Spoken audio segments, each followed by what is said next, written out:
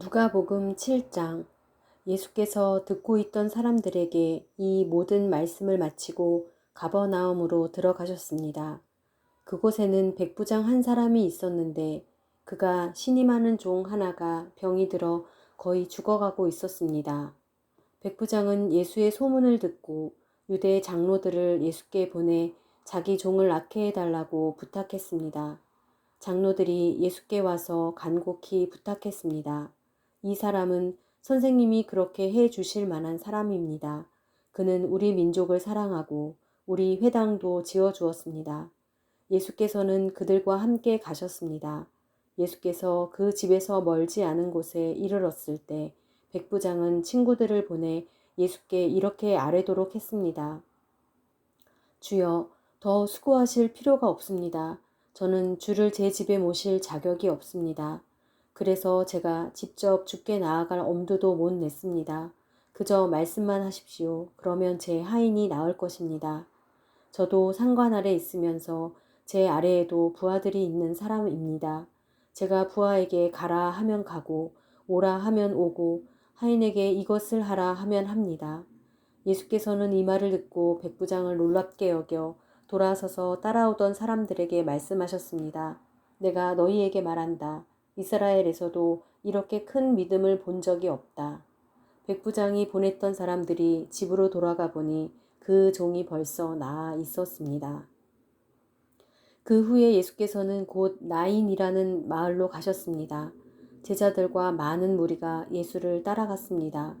예수께서 성문 가까이에 이르셨을 때 사람들이 죽은 사람 한 명을 메고 나오고 있었습니다. 죽은 사람은 한 과부의 외아들이었습니다. 그리고 많은 마을 사람들이 그 여인과 함께 상여를 따라오고 있었습니다. 주께서 그 여인을 보고 불쌍히 여기며 말씀하셨습니다. 울지 마라. 그러고는 다가가 관을 만지셨습니다. 관을 메고 가던 사람들이 멈춰서자 예수께서 말씀하셨습니다. 청년아, 내가 네게 말한다. 일어나 거라. 그러자 죽은 사람이 일어나 앉아 말하기 시작했습니다. 예수께서는 그를 그의 어머니에게 돌려보내셨습니다. 그들은 모두 두려움에 가득 차 하나님을 찬양하며 말했습니다. 위대한 예언자가 우리 가운데 나타나셨다. 하나님께서 자기 백성을 돌봐주셨다. 예수에 대한 이 이야기가 온 유대와 그 주변 지역에 널리 퍼져나갔습니다. 요한의 제자들이 모든 소식을 요한에게 알렸습니다. 요한은 제자들 중 두 사람을 불러 주께 보내며 예수 선생님께서 오실 그분이십니까? 아니면 저희가 다른 사람을 기다려야 합니까?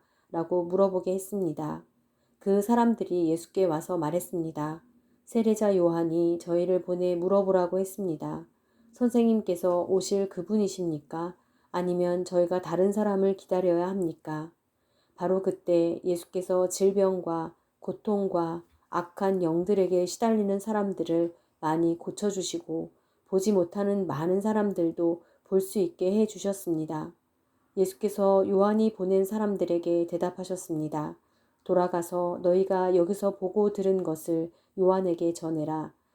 보지 못하는 사람이 다시 보고 다리를 저는 사람이 걷고 나병 환자가 깨끗해지며 듣지 못하는 사람이 듣고 죽은 사람이 살아나고 가난한 사람들에게 복음이 전파된다고 하라. 나로 인해 걸려 넘어지지 않는 사람은 복이 있다. 요한이 보낸 사람들이 떠나자 예수께서는 사람들에게 요한에 대해 말씀을 시작하셨습니다. 너희가 무엇을 보려고 광야에 나갔느냐? 바람에 흔들리는 갈대냐? 그렇지 않으면 무엇을 보려고 나갔느냐? 좋은 옷을 입은 사람이냐? 아니다. 화려한 옷을 입고 사치에 빠져 사는 사람은 왕궁에 있다. 그러면 무엇을 보려고 나갔느냐? 예언자냐? 그렇다. 내가 너희에게 말한다. 요한은 예언자보다 더 위대한 인물이다.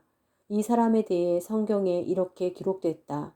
보라, 내가 네 앞에 내 사자를 보낸다. 그가 네 길을 네 앞서 준비할 것이다.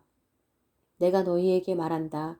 여인에게서 난 사람 중에 요한보다 더 큰 사람은 없다. 그러나 하나님 나라에서는 가장 작은 사람이라도 요한보다 더 크다. 요한의 설교를 들은 사람들과 심지어는 세리들도 요한의 세례를 받았고 하나님이 의로우신 분임을 드러냈습니다.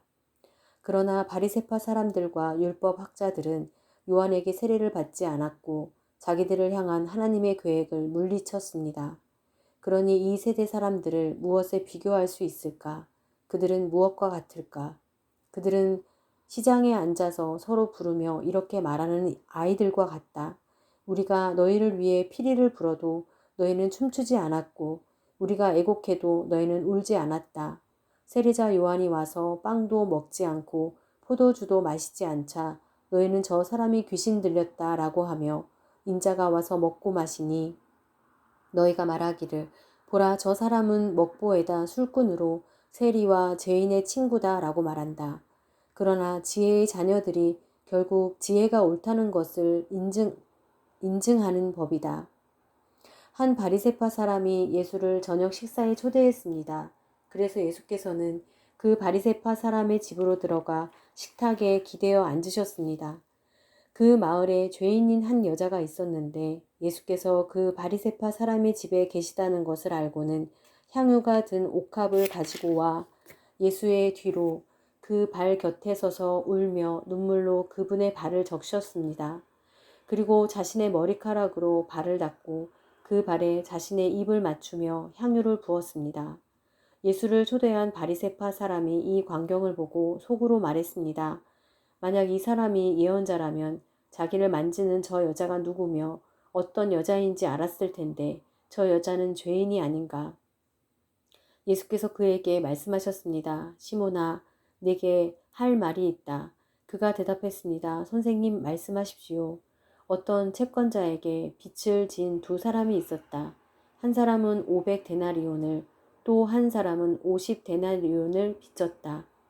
두 사람 다 빚 갚을 돈이 없어 채권자가 두 사람의 빚을 모두 없애주었다. 그러면 두 사람 중 누가 그 채권자를 더 사랑하겠느냐? 시몬이 대답했습니다. 더 많은 빚을 면제받은 사람이라고 생각합니다. 예수께서 말씀하셨습니다. 네 판단이 옳다. 그러고 나서 예수께서는 그 여인을 돌아보고 시몬에게 말씀하셨습니다. 이 여인이 보이느냐? 내가 네 집에 들어왔을 때 너는 내게 발 씻을 물도 주지 않았다. 그러나 이 여인은 자신의 눈물로 내 발을 적시고 자신의 머리카락으로 닦아주었다.